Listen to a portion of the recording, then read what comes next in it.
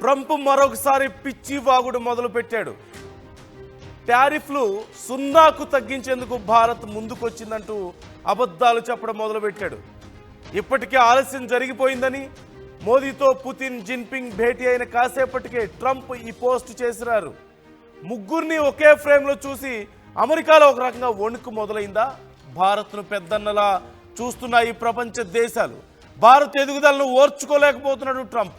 మీటింగ్లో ఎక్కడా ట్రంప్ పేరెత్తలేదు. కనీసం పుతిన్ కానీ, జిన్పింగ్ కానీ, మోదీ కానీ. భారత్ పాక్ యుద్ధం సమయంలో కూడా ట్రంప్ ఇలాగే పిచ్చి కూతలు కూయడాన్ని మనం చూసాం. పిచ్చి మాటలు మాట్లాడుతున్నాడు. అయితే ఇక్కడ చాలా కీలకమైన అంశాలు కొన్ని మనం ఖచ్చితంగా మాట్లాడుకోవాలి.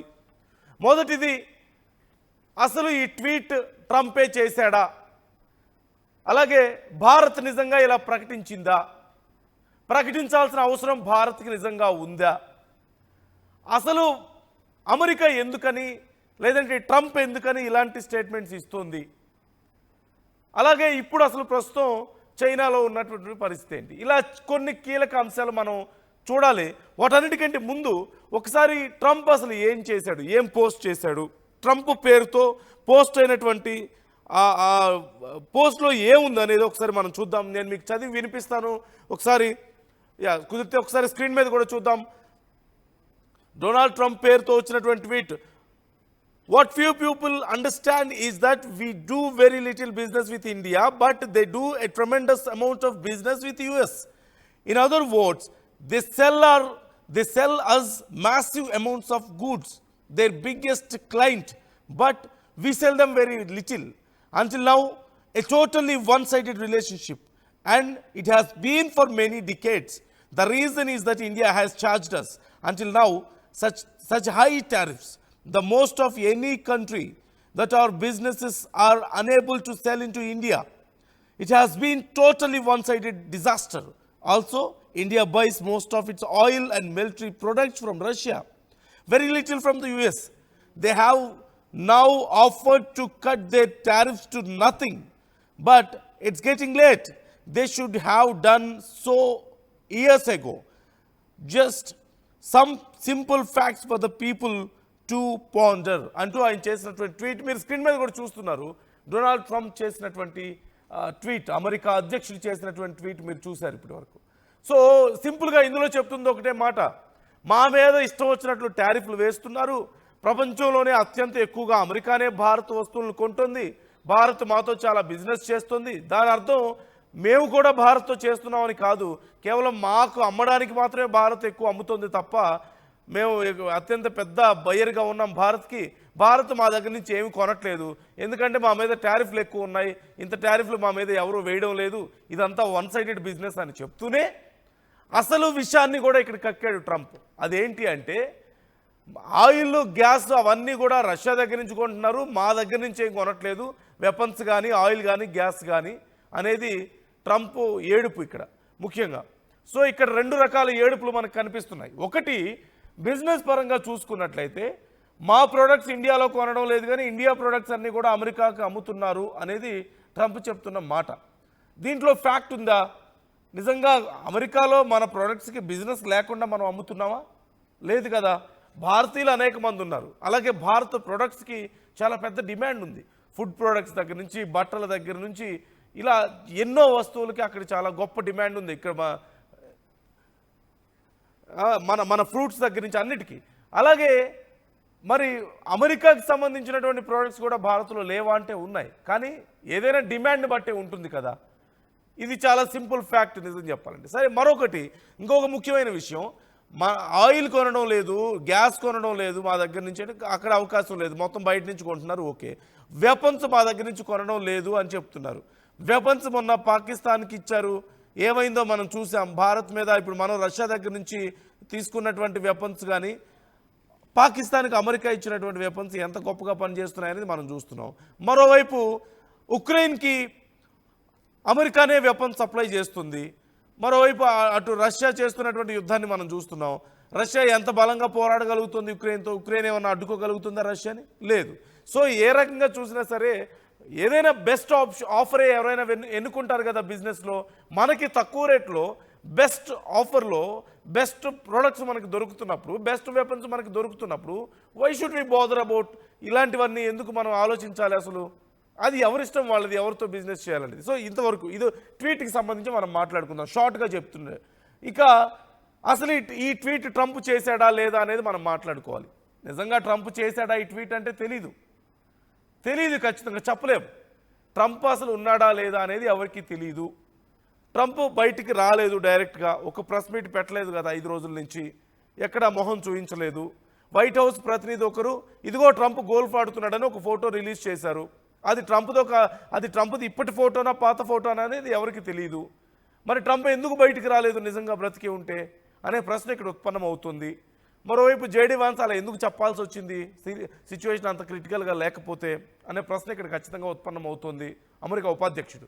సో ఇలా పరిస్థితులు చూస్తుంటే ఇది ట్రంప్ చేసినటువంటి ట్వీటా అంటే ఖచ్చితంగా అవును అని చెప్పలేము. అమెరికాకి సంబంధించి ట్వీట్గా మనం చూడాలి, ప్రస్తుతానికి ట్రంప్ ఉద్దేశంగా మనం చూడలేము.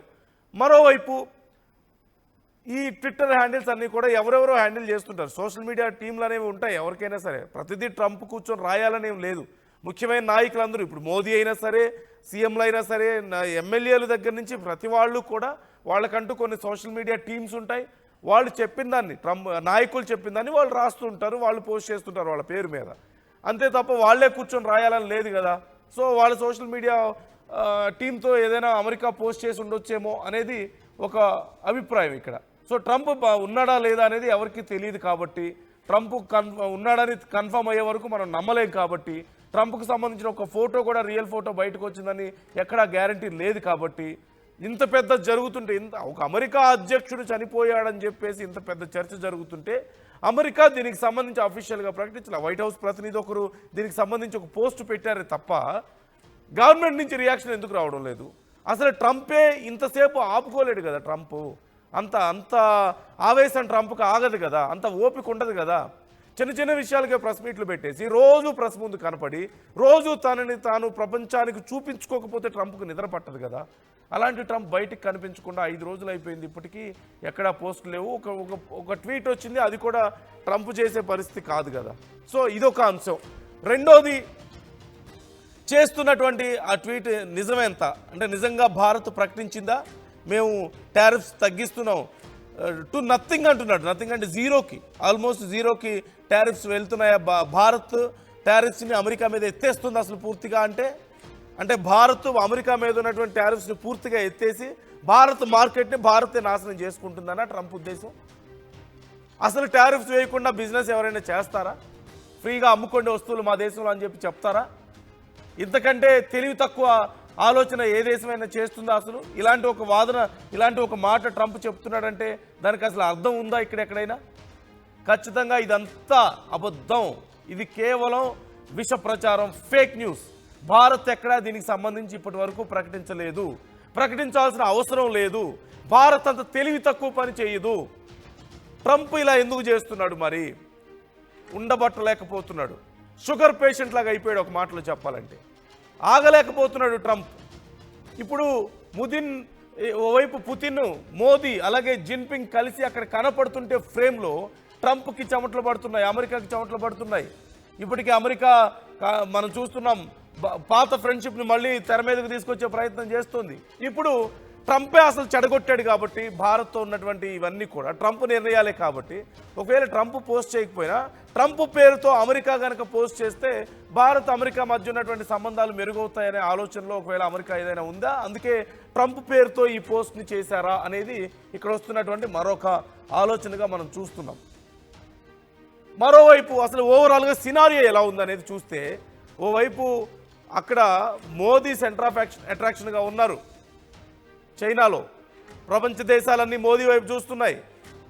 ఒక రకంగా మోదీయే చైనా ఆర్గనైజ్ చేస్తుంటే అక్కడ జరుగుతున్నటువంటి ఈవెంట్ని మొత్తం ఆర్గనైజ్ చేసేది చైనా అయితే, సెంటర్ ఆఫ్ అట్రాక్షన్ ఏమో మోదీ అక్కడ ఉన్నారు. భారత్ అక్కడ సెంటర్ ఆఫ్ అట్రాక్షన్గా కనిపిస్తోంది. ప్రపంచ దేశాలన్నీ ఇప్పుడు భారత్ వైపు చూస్తున్నాయి, భారత్తో వ్యాపారం చేయడానికి, భారత్తో ఫ్రెండ్షిప్ చేయడానికి, భారత్ని సహాయం అడగడానికి. ఇలాంటి పరిస్థితుల్లో అమెరికాకి ముచ్చెమటలు పడుతున్నాయి. ఆల్రెడీ వ్యాపారం దెబ్బతింది, ఆల్రెడీ చాలా దేశాలు వ్యతిరేకంగా అవుతున్నాయి, వాళ్ళ వ్యతిరేకులందరూ కూడా భారత్కి దగ్గర అవుతున్నారు. సో ఇది సినారియో ఓవరాల్గా. ఇది పరిస్థితి. సో ఇక్కడెక్కడా కూడా దీంట్లో ఏది నిజం అనేది మనం నమ్మలేము. ట్రంప్ చేశాడా అంటే ఆ పోస్ట్ అసలు తెలియదు. అసలు భారత్కి అంత అవసరం ఏంటి? టారిఫ్స్ టు నథింగ్ అంట. అంటే జీరోకి వెళ్ళాల్సిన అవసరం ఏంటుంది? జీరో కాదు, లేదంటే అంత లీస్ట్కి వెళ్ళాల్సిన. ఇన్ఫ్యాక్ట్ భారత్ ఇప్పుడు పై చేయి సాధించింది. భారత్తో అమెరికాకు అవసరం ఉంది తప్పితే అమెరికాకు భారత్ అవసరం తక్కువ ఉంది. ఇప్పుడు ఒక మాటలో చెప్పాలంటే భారత్ను చూస్తే అమెరికా భయపడుతుంది. ఇప్పుడు ఒక మాటలో చెప్పాలంటే, ఒక రకంగా చెప్పాలంటే మళ్ళీ మాతో ఫ్రెండ్షిప్ చేయి, మాతో బిజినెస్ చేయి ప్లీజ్ అని చెప్పి అడిగే పరిస్థితికి అమెరికా వచ్చింది. ఖచ్చితంగా దీని వెనక ఏదో స్ట్రాటజీ ఉంది. నాకు తెలిసి నా అంచనా ప్రకారం దీని వెనక స్ట్రాటజీ, అసలు భారత్ అమెరికా మధ్య రిలేషన్షిప్ చెడిపోవడానికి ట్రంపే కారణం కాబట్టి ట్రంప్ ఖచ్చితంగా ఈ పోస్ట్ చేసి ఉండడు అనే అభిప్రాయం అయితే ఖచ్చితంగా వినపడుతుంది. ఇది ట్రంప్ చేసిన పోస్ట్ కాదు, ట్రంప్ పేరుతో అమెరికా చేస్తున్నటువంటి పోస్ట్. ఎందుకు? భారత్తో తిరిగి సంబంధాలు పెంచుకోవడానికి ట్రంపే దిగి వచ్చినట్లుగా, లేదా ట్రంపే ఏదో ఇదంతా మ్యానిపులేట్ చేస్తున్నట్లుగా ఇలా కొన్ని రకాల ట్వీట్స్ చేస్తున్నారు. రేపో మాపో ట్రంప్ పేరుతో మరొక ట్వీట్ రావచ్చు. భారత్ చాలా గొప్ప దేశం, మాకు మంచి ఫ్రెండ్ మోదీ, ఇలా కూడా రావచ్చు. సో ఖచ్చితంగా ఒకవైపు భారత్ని కొంచెం రెచ్చగొడుతూనే ఇంకోవైపు భారత్తో మాకు సంబంధాలు కావాలి అని చెప్పి అక్కడ ట్రెజరర్ వీళ్ళందరూ చేస్తున్నటువంటి పోస్టులు మనం చూస్తున్నాం. సో ఓవరాల్గా సిచ్యువేషన్ ఇది. మీరేమనుకుంటున్నారు? ఇది నిజంగా ట్రంప్ చేసినటువంటి ట్వీట్ అని మీరు అనుకుంటున్నారా? ట్రంప్ బ్రతికే ఉన్నాడని మీరు అనుకుంటున్నారా? అలాగే నిజంగా భారత్ ఈ టారిఫ్స్ అన్ని ఎత్తివేయాల్సినంత దారుణమైన పరిస్థితిలో ఉందా? దుర్భర పరిస్థితిలోకి భారత్ వెళ్ళిందని మీరు అనుకుంటున్నారా? జీరోకి తీసుకొచ్చి టారిఫ్స్ని అమెరికా మీద వేసేటువంటి